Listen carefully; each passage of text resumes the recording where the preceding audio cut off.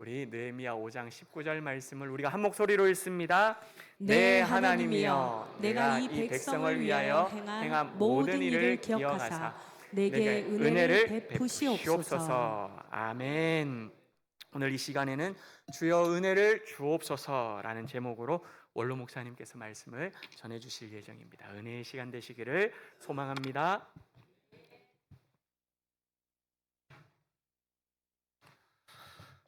오늘 참 어려운 곡인데 제가 최경화 지휘자님에게 이 곡 좀 할 수 있겠느냐 하고 유튜브 듣다가 너무 은혜가 돼서 보냈더니 기꺼이 이 어려운 곡을, 이게 사실 한 200~300명 앉아서 해야 멋지게 되거든요. 근데 이 소수의 인원을 가지고 제대로 음대를 나온 사람이 없는데 정말 잘했습니다. 오늘 잘했죠? 너무너무 잘했어요. 네. 영락교회보다 더 잘해 확실히. 내가 그냥 있으면 안 될 것 같아서 피자 내가 쏠게. 자, 지휘자는 이리 와. 진짜 내가 너무 감동이 돼가지고 하나, 둘, 셋, 넷, 20만 됐다.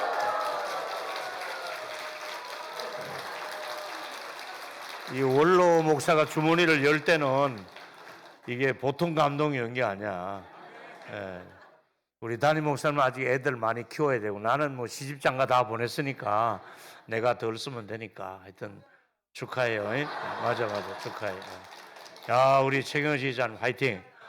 근데 우리 이 팀들을 다 내가 지금 섬기고 있는 북경중앙교회로 한번 데려가고 싶은데 그걸 우리 교회가 또 그러면 안 되잖아, 그죠? 그래서 열심히 자리를 지키고 잘 하시기를 바랍니다. 감사합니다.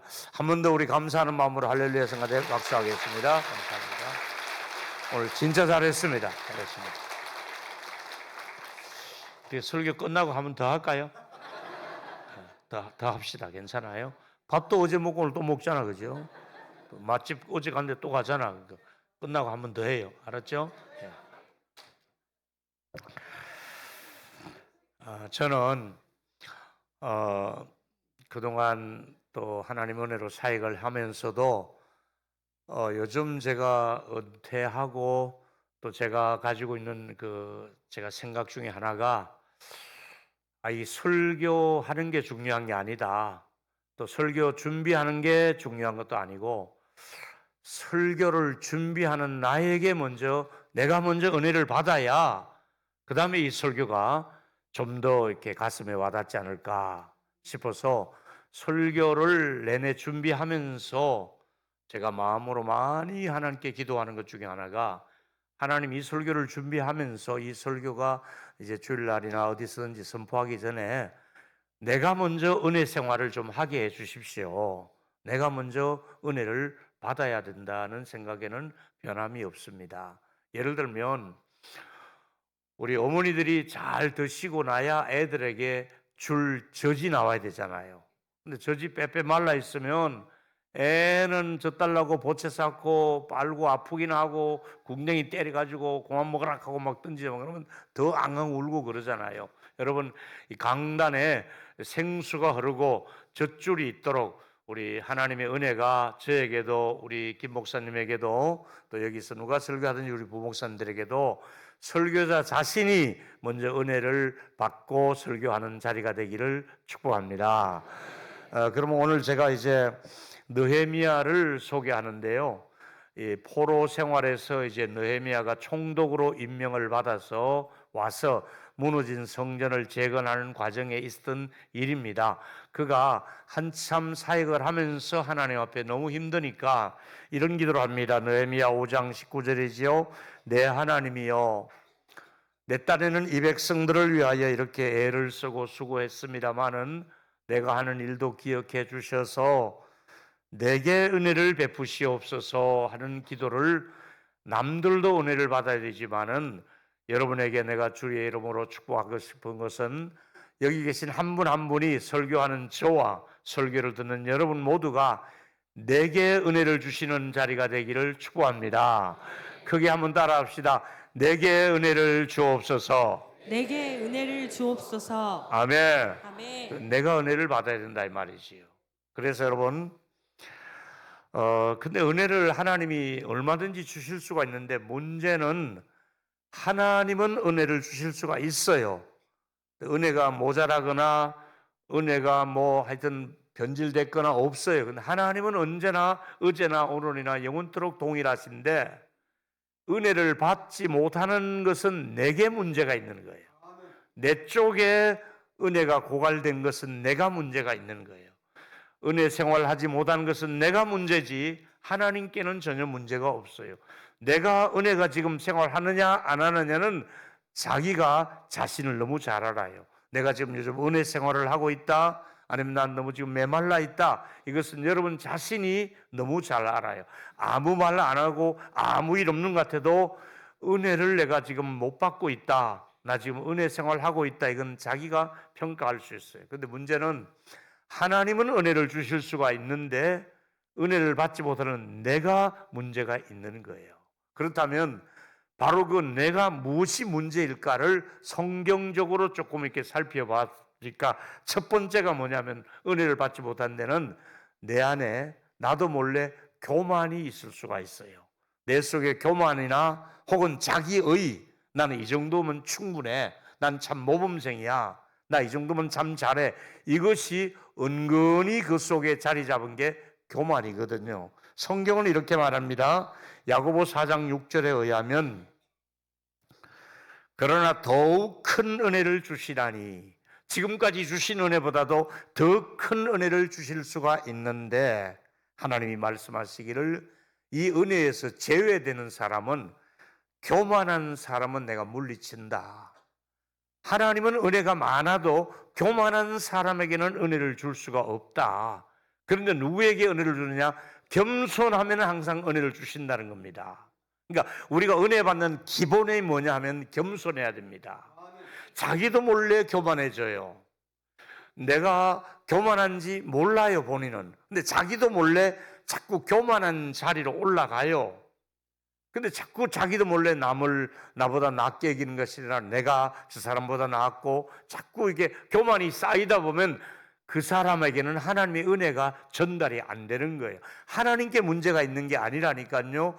교만한 사람에게 하나님은 은혜를 주시지 않는다는 거예요. 그래서 저는 은혜의 통로가 이 가로막힐까봐 늘 애쓰고, 하나님과 나 사이에 은혜의 통로가 막히면 안 되잖아요. 근데 은혜의 통로가 막히는 것 중에 또 하나가 뭐냐면 세속적인 것이 내게 침투해 오는 거예요. 세속이 있어요. 왜냐하면 요한 1서 2장 15절에 의하면 이 세상이나 세상에 있는 것들을 사랑하지 말라. 누구든지 이 세상을 사랑하면 아버지의 사랑이 그 안에 있지 않다. 여러분, 우리가 알게 모르게 우리가 젖어 있는 것은 너무 세상을 사랑하는 거야. 세상의 것들이 너무 좋아, 세상의 것들에 취해, 또 세상의 것들을 자꾸 원하다 보니까, 자꾸 세상 것으로 내 안에 채우다 보니까 아버지의 사랑은 내 안에서 점점점 자리 잡을 장소가 없는 거예요. 내 안에는 세상적인 것으로 다 차 있으니까. 자, 그래서 이 세상에 있는 모든 것들이 주로 뭡니까? 육신의 정욕, 그 다음에 또 안목의 정욕, 눈으로 보는 게 너무 다 좋아 보여. 이생의 자랑, 다른 집에 자랑하는 거 보니까 너무 부러워, 너무 좋아 보여. 전부 세상 살면서 여기에 관계 안 된 사람이 없어요. 젊은이들은 정욕적인 문제, 나이가 들어도 욕심, 뭐 이런 것들이 자꾸 우리 속에 들어와 있다 보니까 이것은 아버지께로부터 온 것이 아니야, 이것은 세상으로부터 온 것이 우리 안에 자리 잡고 있다 보니까 은혜 생활을 못하고 있더라, 이 말이지요. 조금 더 나가서 너무 여러분 돈을 사랑하면 그 돈이 우상이 돼요. 그리고 또 자기 몸을 너무 아끼면 몸 자체가 우상이 되는 거야. 돈은 좋아요. 그런데 너무 돈을 사랑함이 일만하게 뿌리가 되고요.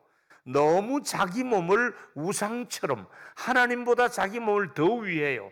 자기 몸이 그냥 1순위야. 이러다 보면 너는 네 몸밖에 모르는구나, 돈밖에 모르는구나, 그 속에 은혜가 임할 수가 없는 것이지요. 여러분, 은혜를 못 받는 또 하나의 중요한 이유 중에 하나가 히브리서 기자가 아주 묘한 말을 했어요. 히브리 12장 15절에 보니까 너희는 하나님의 은혜에 이르지 못하는 자가 없도록 하고, 이 말은 하나님의 은혜에 이르지 못하는 자가 있다는 얘기잖아요. 하나님의 은혜가 뭔지도 모르고 은혜 받는 자리에 없다는 거예요. 하나님의 은혜를 받을 자리에 있어야 될 네가 은혜 받는 자리는 없고 네 속에 들어있는 게 쓴뿌리가 있구나. 이 쓴뿌리라고 하는 상처예요. 쓴뿌리라고 하는 여러 가지 분노 조절이 안 되고, 부모를 원망하고 남편을 원망하고 뭔가가 인간관계가 꼬여 있고, 그래서 막 성질을 부리고 다른 사람하고 좋은 관계를 못 맺는 원인 중에 하나가 나도 몰래 언제 받은지 몰라도 쓴뿌리가 들어있는 거예요. 이 쓴뿌리 있는 사람은 중직자가 되면 안 돼요. 특히 장로는 교회 쓴뿌리 있는 사람이 되면은 누가 힘드냐면 목사가 힘들어요. 그 쓴뿌리 가지고 대들면 목사가 같이 멱살잡이 하면 안 되잖아요. 그러니까 쓴뿌리 있는 장로님이 있는 교회가 제일 힘들어요. 그래서 우리 교회는 왜 안수집사 과정을 거쳐서 장로를 썼냐면 그 안수집사 과정 속에 저 사람이 쓴뿌리가 있나 없나를 봤다가 없어야 장로가 돼야 되는 거예요. 그래 해도 나중에 또 나오더라니까요. 누구라고 말은 안 하는데 장로가 돼도 또 나오더라니까요. 우리 교회 말고 저 꽃동산교회. 자, 한번 따라합시다. 은혜 받지 못하는 은혜 받지 못하는 자리에 이르지 말고 쓴뿌리가 자라지 않게 하고. 쓴뿌리가 자라지 않게 하고. 아멘. 아멘. 하나님 은혜를 주시려고 하는데 이런 것들이 걸림돌이 되는 거야. 오늘은 중요한 말씀을 3가지 준비했으니까, 첫째는 겸손하게 회개함으로 은혜를 경험하는데, 은혜 받는 자리에는 꼭 들어가는 게 뭐냐면 회개의 영이 임해야 돼요. 회개하면 하나님이 은혜를 주시더라니까요. 은혜 받을 때 한 번도 회개 안 하고 은혜 준 적이 없어요. 회개하는 자리에 은혜가 임하는 거예요. 여러분, 이제 느헤미야 1장 6절에 보니까 이제 종이 주의 종들인 이스라엘 자손을 위하여 주야로 기도하는 가운데 무슨 생각이 듭니까? 우리 이스라엘 자손이 주께 범죄한 죄악을 자복하오니. 그는 뭐라고 말합니까? 우리의 기도가 뭐가 문제냐면, 우리의 죄악이 뭐가 문제냐면, 나도 죄를 지었지만은 알고 보니까 우리의 포로 생활로 끌려간 것은 우리 선조들이 우리 할아버지 때부터 우리 아버지 때부터 잘못해가지고 포로 생활했지 않습니까? 이걸 기억하는 거예요. 우리가 잘못해서 포로 생활하고 했으니 나의 죄뿐만 아니라 우리 조상들의 죄를 용서해 달라고, 우리 아버지 어머님이 지은 죄도 용서해 달라고, 우리 할아버지들이 지은 죄를 용서해 달라고 죄의 뿌리를 계속해서 찾아가며 회개하고 있는 모습을 우리가 볼 수 있지 않습니까? 그래서 제가 여러분 그냥 설교하는 게 아니고요, 설교 전까지 저는 하나님, 저도 원래 교만하지는 않습니까? 용서해 주시고 교만하지 말게 하시고 절대로 교만하지 않게 해달라고 정말 매달리고, 또 하나는 하나님, 제가 알게 모르게 내 허물과 실수가 많지 않습니까? 하나님, 내 죄를 용서해 달라고 여기 올라오기 전까지 마음으로 얼마나 하나님 앞에 회개하게 해달라고, 회개의 영을 부어달라고 하나님께 죄를 고백하고 올라오는지 몰라요. 두 번째는 느헤미야가 와서 보니까 주변에 가난하고 어려운 사람들이 너무나 많이 보이는 거예요. 여기서 이제 사회 개혁 정치를 하는 거예요. 어떻게 하느냐면 느헤미야 5장 10절에 보니까 우리 내 형제와 종자들도 역시 돈과 양식을 백성에게 구워 주었거니와 우리가 그 이자 받기를 거치자. 아니, 돈을 빌려주면 이자 받는 게 당연하지요. 그런데 문제는 폭리를 취하는 거야. 여러분, 가난한 사람들이 어려워서 무슨 카드를 쓰잖아요. 그럼 그걸 빨리 못 갚으면 이게 나중에는 이자가 늘어나고, 나중에 막 부채 뭐 잘못된 데서 돈 빌려 쓰면요, 나중에 500만 원 빌린 게 금방 막 이자까지 합쳐서 2천만 원 되고, 안 되면 장기 내놓으라 그러고 막 그러잖아요. 사회적으로 사회 악이 있어요. 요즘 이 캄보디아 같은 데서 지금 굉장히 사건이 일어나는데 이게 전부 다 정말로 사람들이 해서는 안 될 짓을 해서 돈을 긁어 모으려고 하다 보니까 이 죄악들이 지금 여기저기서 계속 저처럼 우후죽순처럼 일어나고 있잖아요. 그러니까 우리 이제 이 가난한 사람들이 정말 굶어 죽기 직전에 양식을 구하느라고 집을 바치기도 하고 포도원을 잡히기도 하고 뭐도 잡혀서 이렇게 했는데 너무 폭리를 취한다. 이제 이자 그만 받아라. 오히려 많이 받은 사람은 좀 돌려주어라. 이 가난한 사람들이 이 어렵게 살고 있는데 언제까지 그렇게 죄송하면 욕을 해서 이다 받아 처먹고 이렇게 가난한 사람들을 학대하겠느냐. 오히려 그걸 좀 돌려주어라. 그 말을 하고 있습니다. 느헤미야는 자기 자신이 이런 면에서 깨끗하고 솔선수범합니다. 지도자는 본을 먼저 보여야겠지요. 어떻게 본을 보입니까? 느헤미야 5장 14절에 총독으로 세움을 받아 12년 동안을 임명을 받아 왔습니다. 그런데 그 12년 동안 당연히 받을 수 있는 총독의 월급을 받지 않습니다. 대단한 사람입니다. 요즘 같으면 어떻게 됩니까? 기회만 되면 그 자리에 있을 때 돈을 모아야겠지요. 그런데 이 사람은 내가 12년 동안 녹을 받지 않는다. 그 다음에 어떻게 합니까? 그 다음에 보니까 17절에 보니까 자기 주변에서 자기 일을 도와주는 멤버들이 최소한 150명이 있는 거예요. 숙식을 같이 하면서 50여일을 성벽을 어떻게 쌓을 것이고 나무를 어떻게 세울 것이고 현장 인부들을 어떻게 관리하고 전체 성벽을 쌓고 성곽을 세우는데 150여 명의 식구들이 있는데 이들을 위해서 매일 소를 한 마리 잡았다는 거예요. 그리고 양을 잡았어요. 그리고 닭도 많이 준비했어요. 또 열흘에 한 번은 회식하느라고 포도주도 준비했어요. 이렇게까지 했을지라도 내가 총독의 녹을 요구하지 아니했다는 말은 이 많은 경비가 들어가는데 이 경비가 어디서 나왔느냐? 두 가지 설입니다. 하나는 아다스다 왕이 그가 이렇게 이제 자기 조국을 위해서 수고하러 간다니까 경비를 넉넉하게 대어주기도 하고 아니면 자기가 술 맡은 관원으로서 관직이 있으면서 좀 저축한 돈을 자기 돈을 풀어서 썼다는 겁니다. 두 가지 학설입니다. 그 왕이 그의 뒤를 좀 밀어주고 이것도 사실이고요. 그 다음에 또 자기도 그동안 저축해놓은 돈을 내가 이 가난한 사람들에게 등골을 뺄 것이 아니라 내가 이 사람들 숙식을 다 제공하자. 그래서 솔선수범한 사람이. 요즘 정치인들하고는 다르지요. 그러니까 리더십이 먹힐 수밖에 없고 존경을 받을 수밖에 없는 거지요. 세 번째는 느헤미야는 말씀과 기도가 이제 오늘 핵심이에요. 은혜 받는 자리에는 말씀과 기도가 있어야만이 은혜가 임하거든요.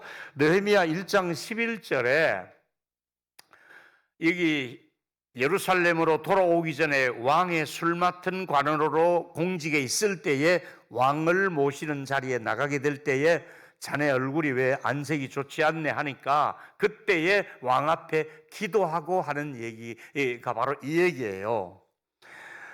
종의 기도를 들어주셔서 왕이 내게 뭘 구하라고 하는데 하나님이여 내가 이 왕 앞에서 은혜를 입게 하옵소서.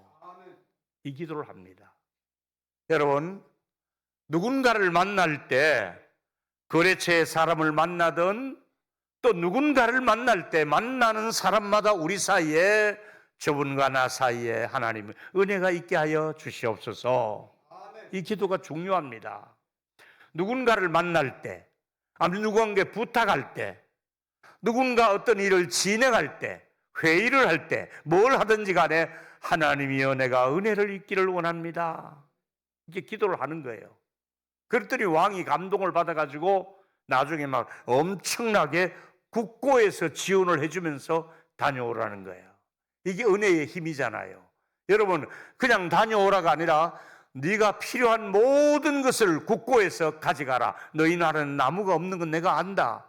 제목이 될 만한 나무가 없어요 이스라엘. 그러니까 그 레바논 쪽에서 그 굵고 좋은 나무들 있으니까 전부 가져가라. 이래가지고 어떡합니까?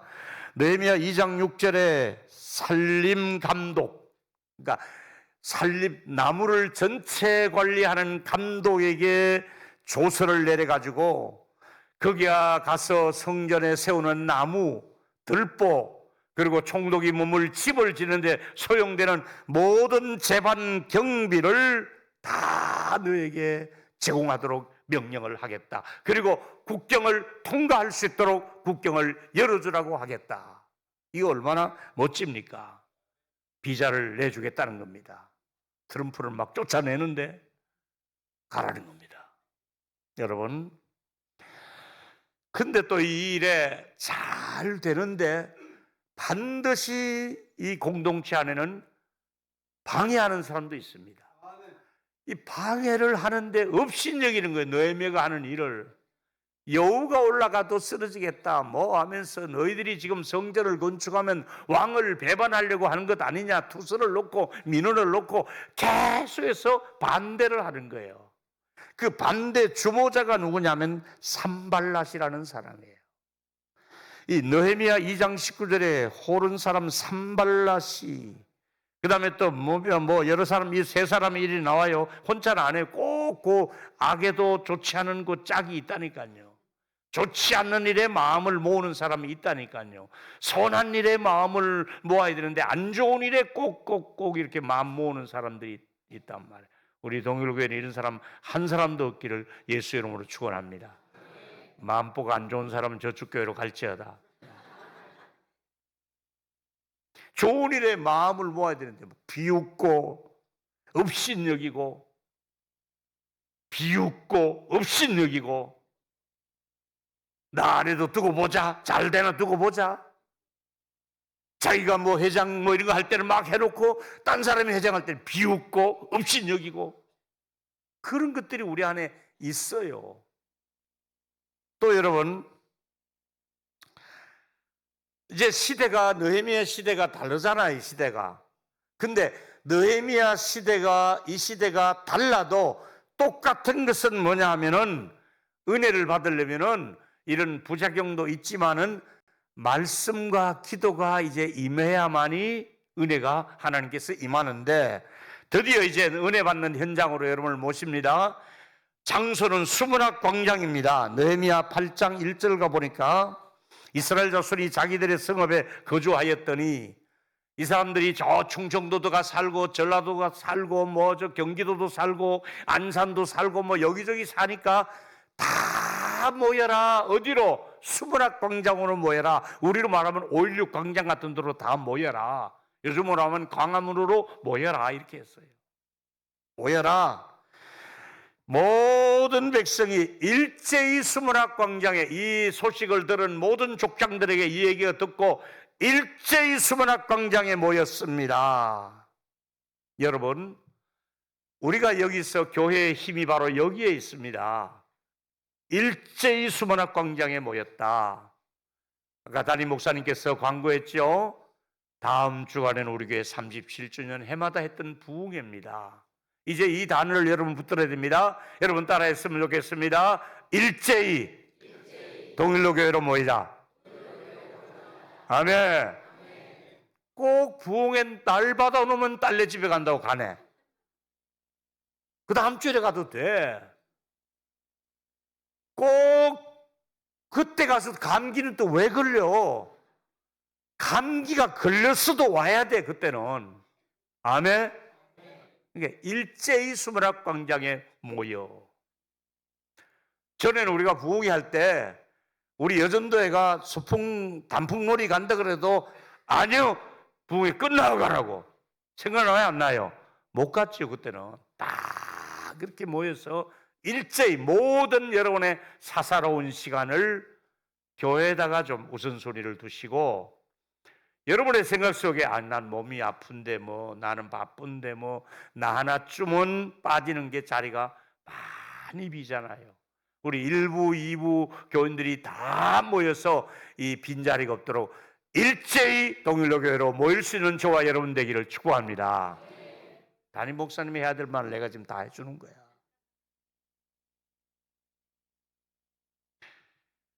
남자 여자 알아들을 만한 모든 회중 앞에 이제 말씀을 선포하는데, 놀라운 일은 말씀에 귀를 기울였다고 말하고 있어요. 느헤미야 8장 3절에 수문학 광장에 언제부터? 새벽부터. 그때도 날 새기 시작하면 모이기 시작하는 거야. 멀리서 왔으니까 정오까지 모였어요. 오전 내내 모여가지고 못하니까 알아들을 많은 사람 앞에 말씀을 읽기 시작하는데 말씀에 귀를 기울였다 그랬습니다. 이번에 강사 목사님이 아주 좋은 분이 옵니다. 말씀에 아주 깔끔하게 전하는 분입니다. 오셔서 말씀 받고 귀를 기울이고 은혜 받으시는 자리가 되기를 축복합니다.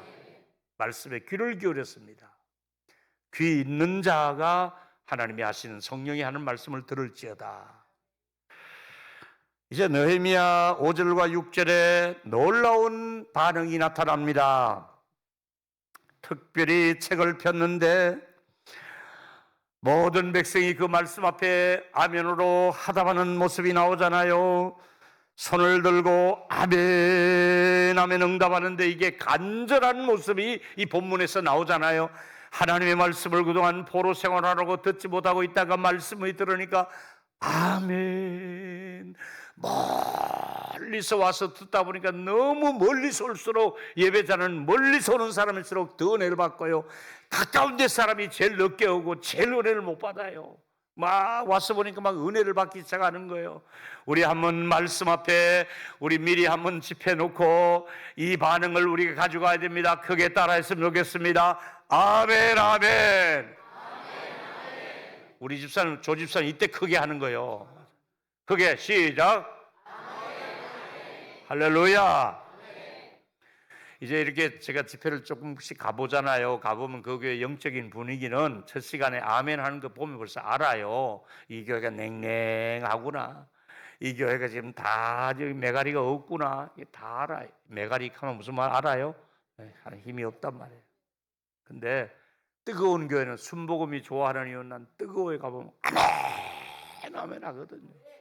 또 저기 전라도 쪽에 내가 집회 가면 제일 좋은 게 그 음식도 좋지만은 전라도 가면 막 아멘 하면 제일 못한 데가 경상도야. 집에 가려 그러면 차 타고 운전하는데 그때 가고 목사님 은혜 받았습니다. 안녕히 가십시오. 진작에 좀 하지 내가.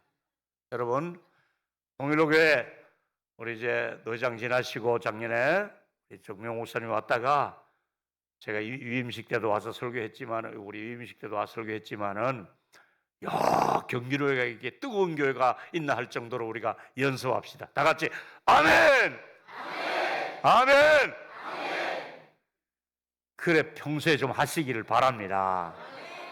아멘이 있어야 되는 거예요. 아이고 입 뒀다가 뭐 할 거예요?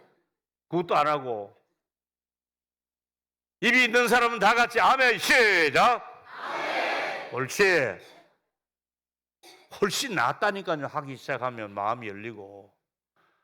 뭐 갖고 교도소에서 나온 사람처럼 가봐.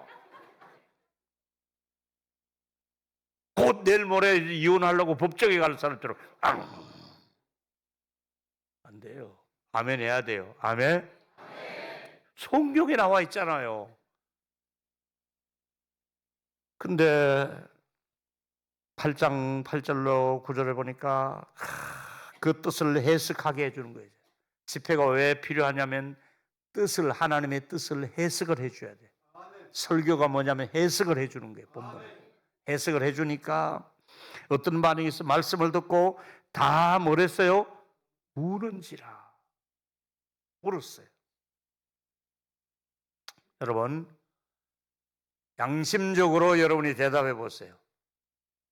언제 울었어요? 언제 울어요, 여러분?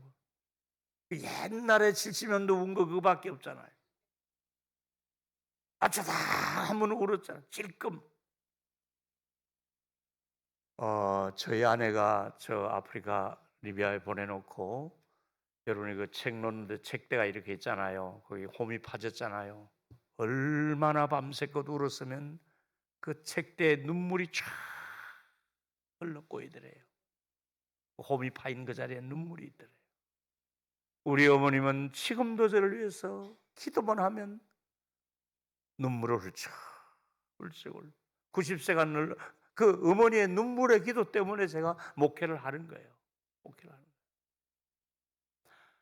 며칠 전에도 내가 우리 어떤 청년이 외국에서 어려움을 당한다는 얘기를 듣고 밥 먹다가 제가 숟가락을 놓고 하나님 도와주세요. 도와주세요. 진심으로 기도했어요. 눈물이 막 뚝뚝뚝 떨어지더라고요. 우리 요즘 청년들이 외국에 나갔다가 어려움을 당한다는 얘기를 들을 때 막 눈물이 쏟아지는 거예요. 그 눈물의 기도가 필요한 거예요. 요즘은 강단 아래도 가정에서도 특별히 엄마들이 안 울면 자식들을 어떻게 키우려고 그러는 거예요. 엄마들의 울음이 하나님이 예루살렘의 딸들아 예루살렘의 딸들아 나를 위하여 울지 말고 너희 자녀를 위해 울라고 말씀하고 있잖아요. 눈물을 흘렸어요. 여러분 아무도 없는 교회에 혼자 한번 오세요. 불 켜지도 마시고 그냥 이 앞자리에 오셔서 하나님 제 사정이 이렇습니다. 우리 애들의 사정이 이렇습니다. 하나님 제 마음이 이렇습니다.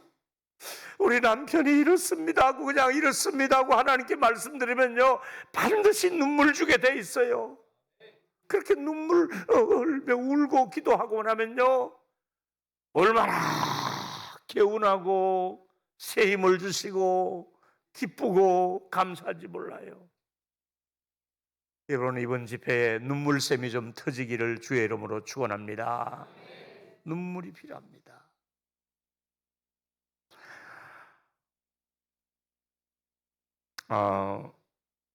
예수님이 이렇게 한번 설교에 인용하신 말씀이 있습니다. 누가복음 4장에 보니까 주의 성령이 내게 임하였으니 예수님에게도 성령이 강하게 임한 적이 있어요.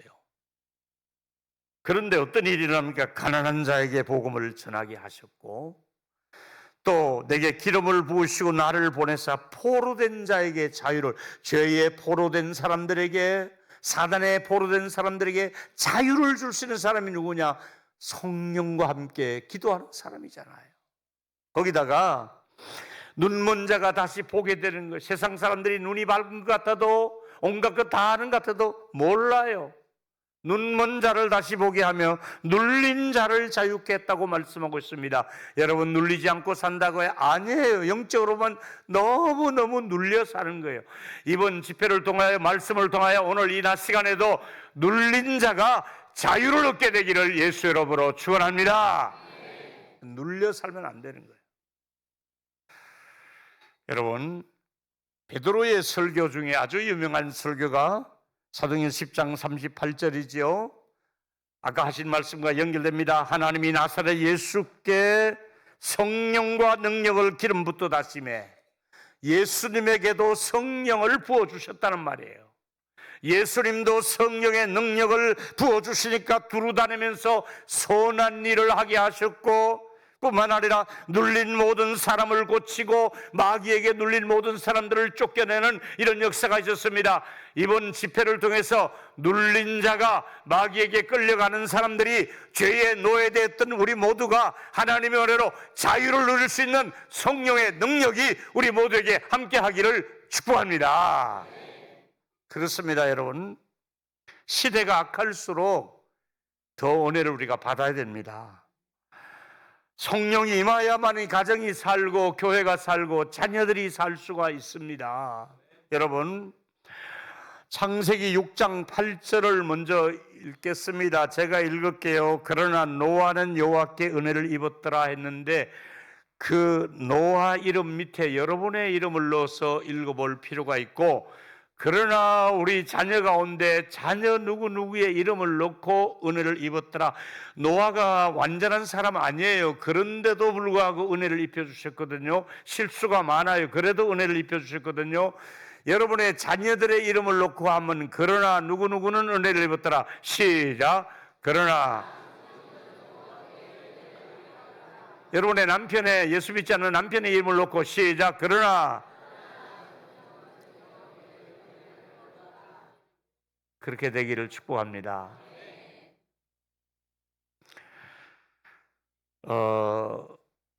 제가 섬기고 있는 그 대림동의 북경중앙교회는 주로 환자들을 도우는 분, 이렇게 케어하는 분들입니다.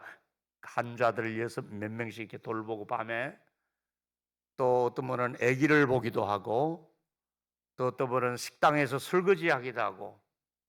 근데 그분들이 참 보면 주일날 요즘 이제 한참 가니까 그냥 보기만 해도 제 눈에 눈물이 나는 거예요. 아, 이분들이 살기 위해서 왔는데 한국에서 이렇게 차별 대우를 받고 업신여기고 힘든 일만 하고, 그러나 하나님이 그들에게 은혜를 주셔서 얼마나 은혜를 사모하는지 몰라요. 얼마나 은혜를 그리워하는지 몰라요. 여러분 한번 다 따라합시다. 그러나 우리 집은 은혜를 받았더라. 시작. 그러나 우리 집은 은혜를 받았더라. 아멘이죠. 아멘.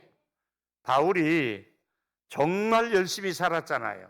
하나님의 은혜로 일을 했잖아요. 근데 고린도서 15장 10절에 보니까 내가 나된 것은 하나님의 은혜라고 말하면서 내가 누구보다 수고를 많이 했지만은 내가 한 것이 아니라 하나님의 은혜라고 얘기했잖아요. 그래서 제가 은퇴하며 얘기했잖아요. 아, 내가 열심히 한 것 같은데 내가 한 것이 아니라 하나님의 은혜로 사역을 했노라고. 아멘.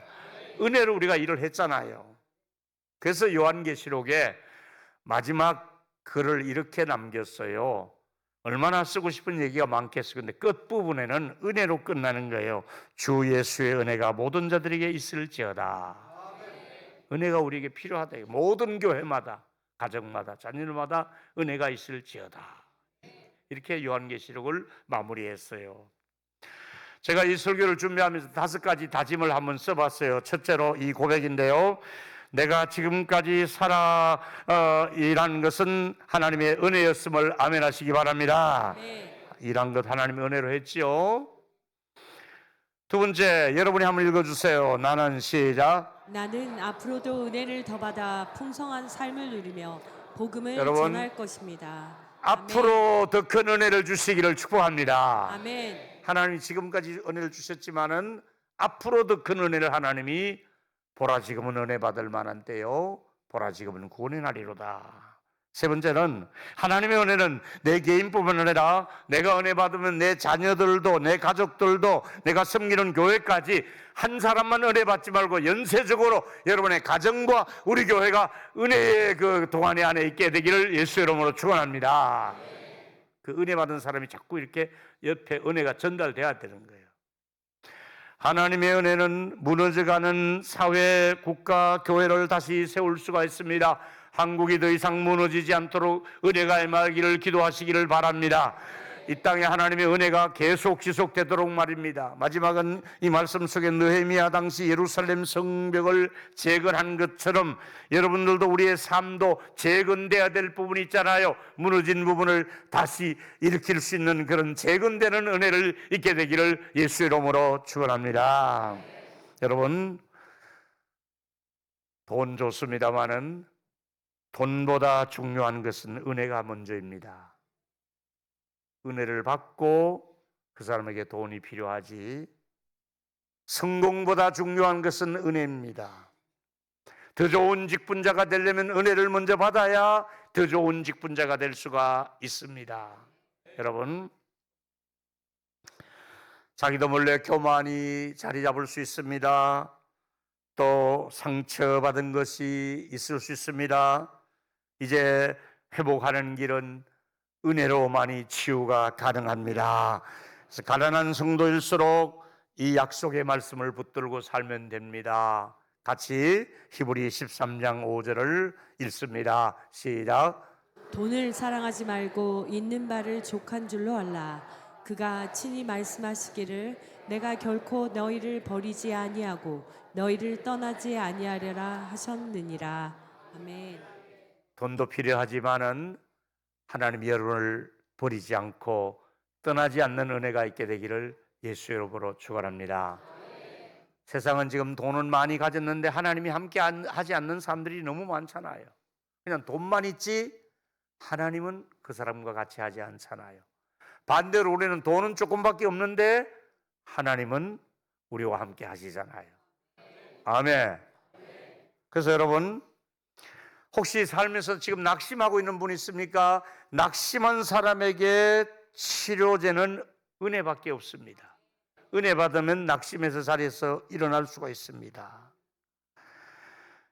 마음이 무너지거나 여러 가지 정말 힘든 분일수록 은혜를 먼저 받으면 모든 것을 극복할 수가 있습니다. 혹시 부부 사이가 깨어져 가고 있습니까? 그분 중에 은혜가 한 분에게만 임해도 부부 사이는 깨어지지 않습니다. 그리고 부모와 자식 사이에도 뭔가가 지금 부모와 자식 사이가 불편합니까? 은혜가 임하면요, 참 좋은 관계가 될 줄 믿습니다. 부모와 자식 사이에 갈등, 고부간의 갈등, 시댁의 갈등, 은혜가 있으면 아무 문제가 없습니다. 교회 안에도 성도들끼리 갈등이 있을 수 있습니다. 그러나 그 중에 한 사람만 은혜를 받으면 그거 아무것도 아닌데 은혜를 못 받아서 서로가 지금 계속해서 다투고 있는 것이지요. 은혜만 받으면 갈등도 사라지는 것입니다. 교회가 몇 평이냐, 몇만 명 모이느냐, 그게 중요한 아니라 교회 안에 은혜의 생수가 흐르느냐 흐르지 않느냐가 더 중요한 줄로 믿습니다. 여러분, 성령의 감동을 가지고 봉사해야 그 교회가 아름다운 모습으로 봉사할 수 있습니다. 여러분, 다시 말합니다. 이번에 은혜부터 받고 그 다음에 임직자가 되시기를 주의 이름으로 축원합니다. 이번에 집회 안 나오는 사람은 절대로 권사투표에 표를 주지 마세요. 안주집사도 마찬가지예요. 아니, 교회도 부흥회도 안 나오는 사람이 무슨 안주집사가 되고 권사가 되고 장로가 될 자격이 있나요? 그런 사람들은 꽃동산교회 가니까 되긴 되더라고 보니까. 은혜는 국경을 넘습니다. 제가 이제 한 30년 가까이를 중국을 왔다 갔다 지금 한 150번 더 갔잖아요. 근데 너무 감사한 것은 그래도 그것도 연결이 되어서 지금도 또 북경조항에서 설교를 하잖아요. 근데 워낙 지금 중국에 들어가는 게 어렵습니다. 목사님들이 신변에 목사 신분 알면은 바로 체포되고 감옥에 가야 되고 몇 천만 원씩 벌금을 내야 되니까 도저히 신변에 어려움을 겪어서 이번에는 제주도로 그분들을 오게 합니다. 그래서 12월에 지금 27명이 오겠다는 겁니다. 가르치고 졸업시켜서 보내려고 합니다. 제가 이사장이니까 또 우리 교회에서도 얼마 조금 아마 지원을 해주신다고 했습니다. 여러 교회들이 조금씩 지원받아서 그들이 비행기 표만 끊어오면 우리가 이제 숙식을 제공하고 여행시키고 선물도 사주고 또 공부시켜서 보내려고 그렇게 지금 기도하고 있습니다. 여러분, 우리가 코로나 때에 아무것도 할 수 없는 줄 알았는데 하나님은 국경을 초월해서 남수단 난민촌에 우리가 3년 동안 그 고아들을 키웠고 또 옥수수 값을 주었고 학비를 주었고 또 교회를 지었고 또 나중에는 예배당까지 건축, 학교까지 건축되었고 우물도 파주었고, 하나님은요 은혜가 중국으로 은혜를 주시다가 남수단으로 올려주시다가 치앙마이로 은혜를 주시다가 필리핀을 주시다가 하나님의 은혜는 따라했으면 좋겠습니다. 국경을 초월해서 하신다. 국경을 초월해서 하신다. 아멘 할 수 있습니까? 아멘. 우리가 선교사님들을 그래서 지원하고 기도해 드리는 것이잖아요. 북한 땅에도 하나님의 은혜가 임하기를 축복합니다. 기도해 주실 일은 지금 중국의 탈북자들이 중국까지 와 있는 사람은 있습니다. 지금 북한에서는 못 넘어옵니다. 워낙 강화돼 가지고 못 넘어오고 이미 넘어와 있는 중국에 있는 탈북자들을 한국으로 데리고 와야 됩니다. 예수 잘 믿는 사람들. 근데 옛날에는 3, 400, 500이면 되는데 지금은 1200만 원 들입니다. 제가 지금 다른 직함은 없어도 노예 통준위원장을 맡고 있습니다. 통일준비위원장. 근데 거기에 이제 제가 이번에 하나 하는 것은 기도해 주실 일은 1200만 원 들여서 우리 경기노예가 연말에 한 사람 데리고 올 겁니다. 그 일을 전문으로 한 분이 있습니다. 기도해 주시고 우리 또 아마 성탄절 헌금하고 하면 각 교회 모금해서 공무원에서 그러면 우리 각 교회가 모으면 이제 한 사람을 또 자유대안의 품으로 데리고 옵니다. 기도해 주시기 바랍니다. 하나님은 국경을 초월해서 위험지역에서도 그 누구도 할 수 없는데도 은혜가 있기 때문에 모든 것이 가능한 줄로 믿습니다. 우리 교회는 공무원으로 계시다가 은퇴한 분이 많습니다. 공직을 잘 마무리하고 연금을 받게 된 것도 은혜인 줄로 믿습니다. 잘못되면은 중간에 이렇게 잘리는 사람들 많잖아요. 또 애들이 시집 가서 고만고만 살고 있잖아요. 그것도 은혜인 줄로 믿습니다. 좋은 사위, 며느리 다 이게 가정들 이루고 사는 것도 하나님의 은혜이고요. 여러분이 가끔 손자, 손녀 얼굴 보는 것도 은혜로 얼굴 보는 줄로 믿기를 바랍니다. 손자, 손녀 얼굴 보는 것도 은혜라니까요. 그 은혜예요. 그러니까 이렇게 생각하니까 이만한 건강도, 내가 이만큼 가지고 있는 재산도, 내가 이만큼 관계된 인간관계도, 이 나라의 모든 주신 은혜가 가정과 교회에 은혜가 필요하구나. 여러분, 우리 한번 따라했으면 좋겠습니다. 주여 내게도 은혜를 주옵소서. 주여 내게도 은혜를 주옵소서. 아멘이죠. 아멘. 이제 결론입니다. 은혜를 갈망하며 사모하는 마음이 우리 모두에게 필요합니다. 나는 겸손한 마음가짐으로 회개하고 있는가? 우리는 주님 주변에 가난하고 억울한 사람을 외면하고 나의 배만, 나의 유익만 챙기지 않는가? 느헤미야는 그러지 않았다 이 말이지. 마지막 세 번째가 제일 중요했다. 그래서 나는 얼마나 말씀과 기도에 집중하고 있는가? 그 누구보다도 말씀과 기도가 있어야만이 영혼이 소성되기 때문에 그렇습니다. 여러분, 시편 19편 7절이죠. 여호와 이를 보면 언제나 영혼을 소성케 하며, 영혼이 깨어나려면 말씀이 필요하다 이 말이지요. 말씀을 이번에 많이 은혜를 사모하며 드시고 우리 영혼이 깨어나는 저와 여러분 되기를 축복합니다. 우리 다 일어나서 368장인가 368장 찬송 부르고 우리 찬양팀 나와 찬양하고 자리에 앉으시면 우리 아까 너무 좋은 찬양 한 번 듣기는 아까워 한 번 더 해주시기 바랍니다.